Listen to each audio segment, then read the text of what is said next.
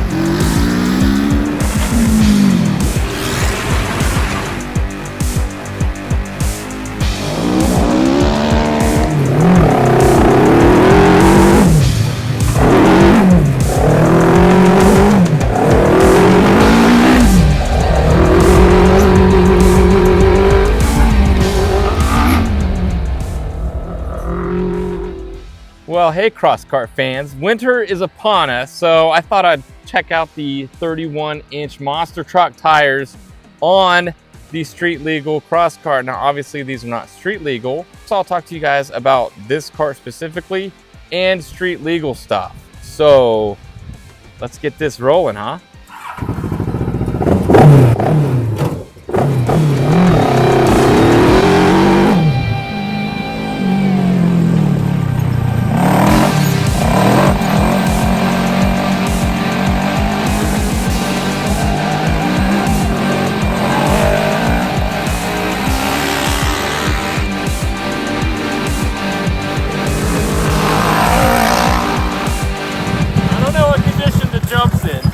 I want to jump him, but yeah, I don't want it to break in half as I go over. Yeah, not a fan. Woo, let's get out of the cold and talk about this thing. All right.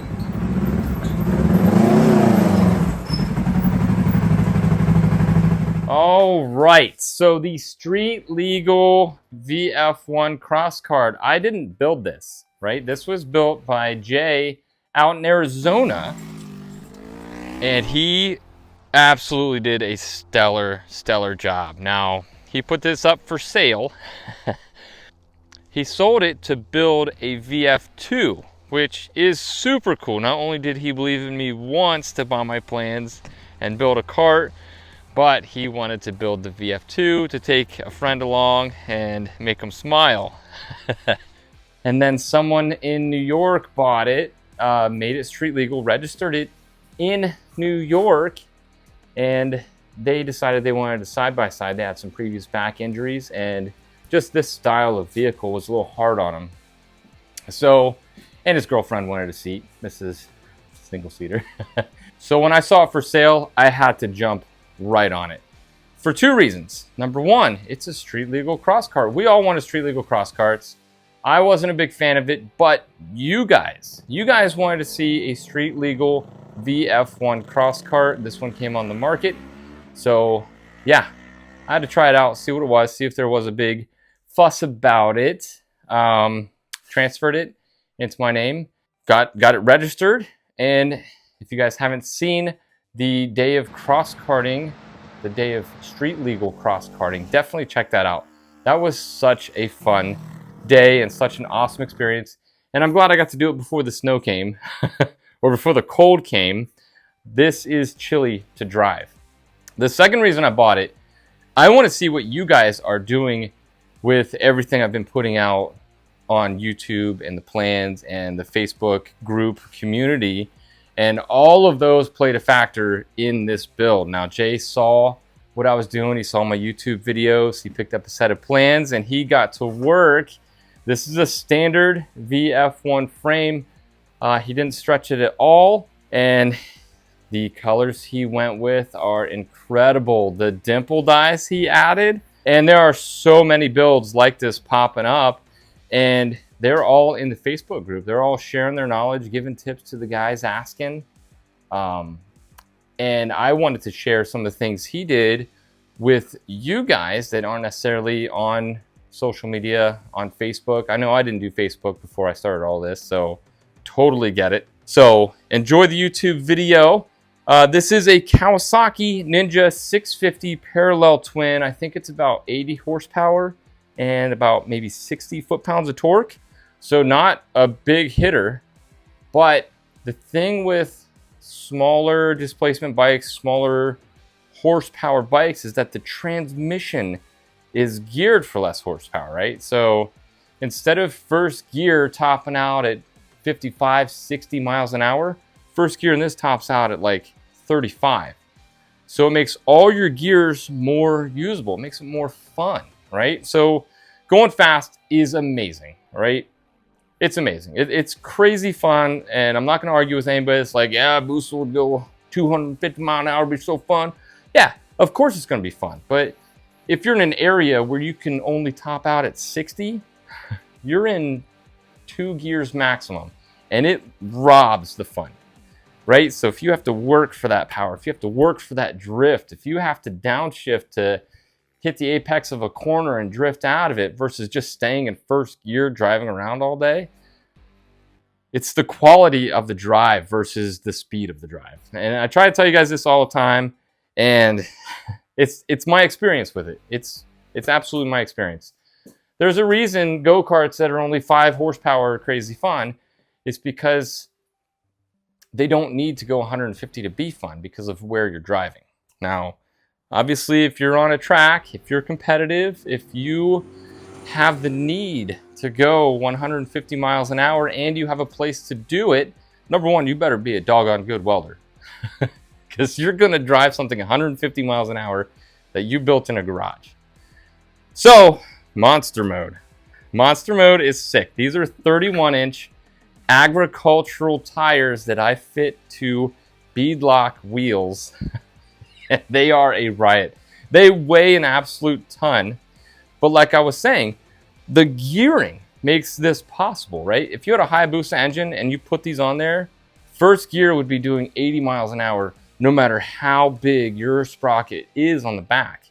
So this has, I believe, a 54 tooth sprocket in the back paired with a 15 front. That is a massive ratio, right? But these are massive tires. The internal gearbox of that 650 makes it possible to run bigger tires because the gears are shorter. I don't know how else to explain all this, right? So I didn't change the shocks at all. These are the Fox Podium shocks that you can find on Polaris Outlaws and Polaris Predators. The back are Fox Air shocks, which I looked into these. Jay, he either found these used or he wanted some nice rear shocks. All right, so street legal cross karting. Street legal cross karting is absolutely insanely fun. Now, the reason I wasn't for it before was because these things are fast, right? So you take it on a road, what are you gonna do? You get an open highway in front of you, what's the first thing you're gonna do? You're gonna go as fast as you can. I'm 43 years old. I've already been as fast as I can on a bunch of motorcycles when I was younger. And I know the risks of it. I got too much to lose to do that.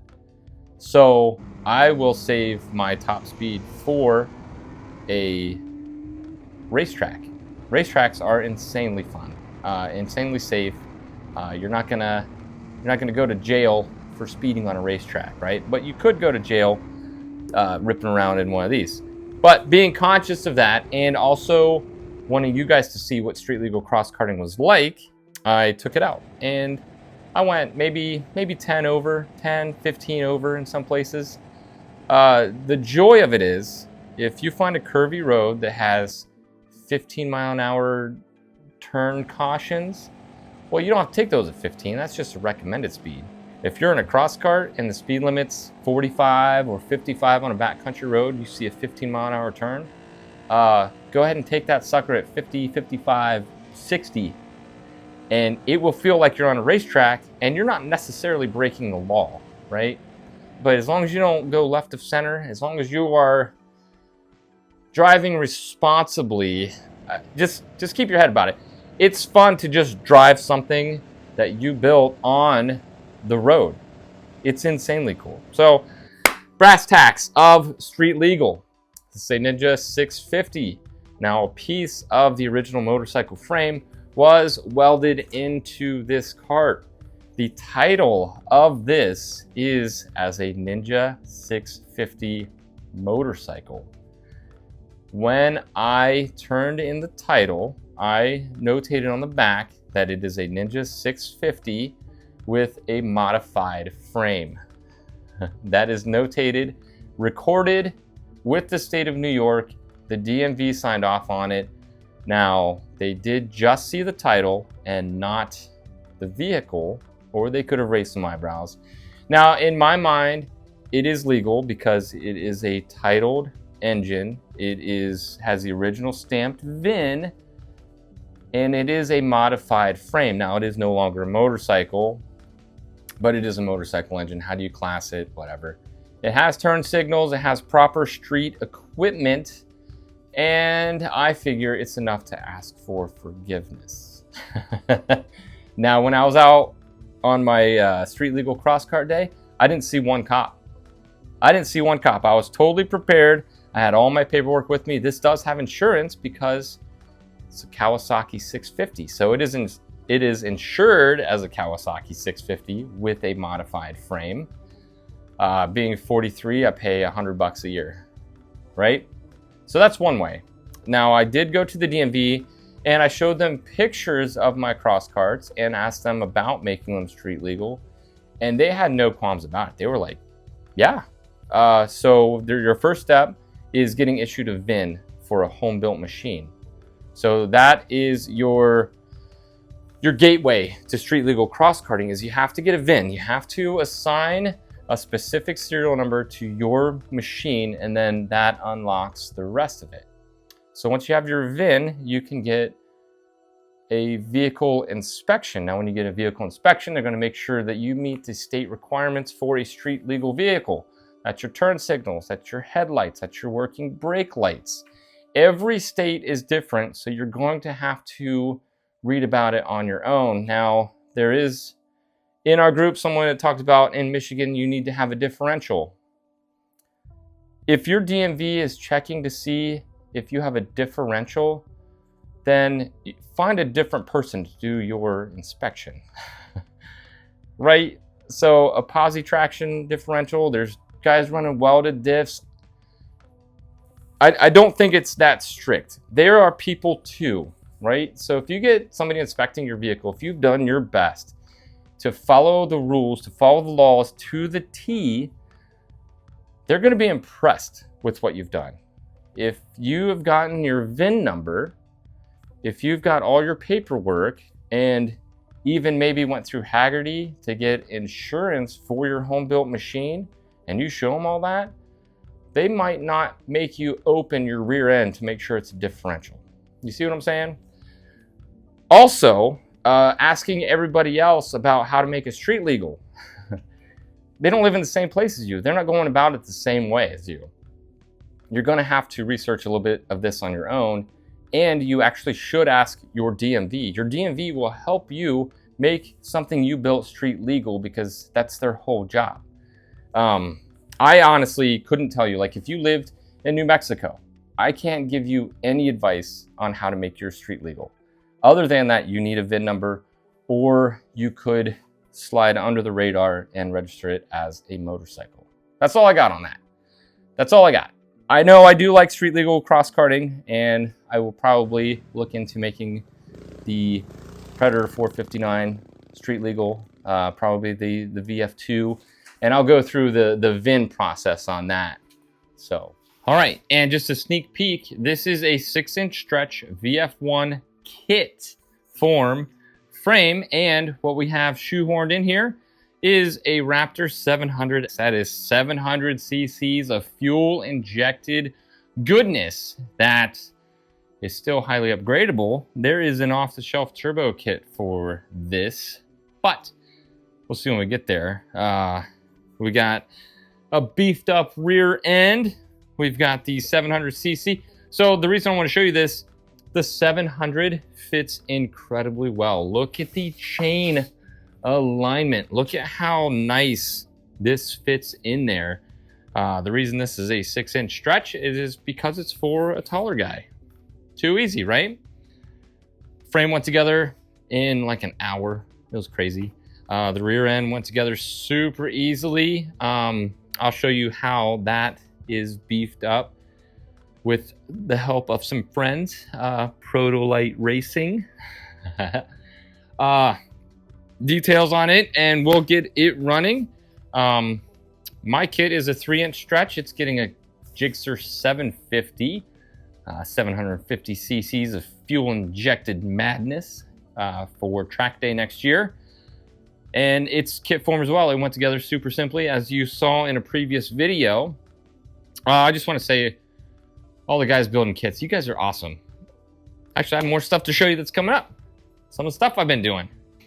The steering racks, all right? Some of you guys are having issues with the steering racks. As you know, I make a custom end piece for the steering rack that gives you adjustable bump steer. So you can essentially tune out all bump steer. It's my own design, it's my own kind of tweaking thing, but it does have a weak point.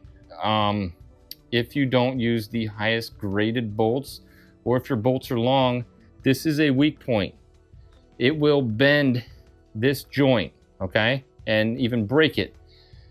I've even broken some. The higher you have your cart off the ground, the more susceptible this is. So if you have a big one with 12, 15 inches of ground clearance, your bolt is in trouble. So I've came up with a way to fix that. So stay tuned, check that out.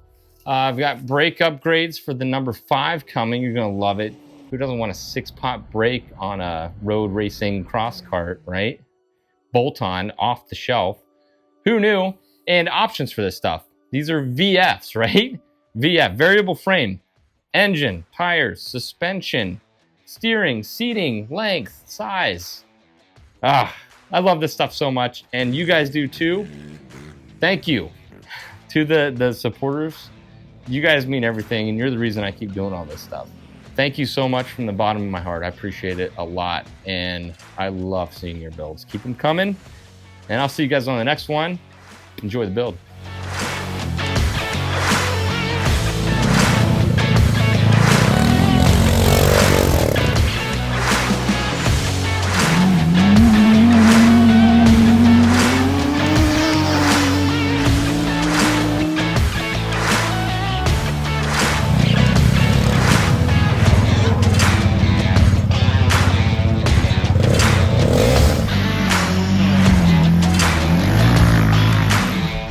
All right, let's show y'all progress.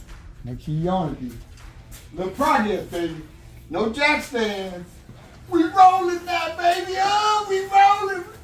All I need to do is get that motor going and get that chain on it. Blah. Yeah? Blah. We rolling, baby.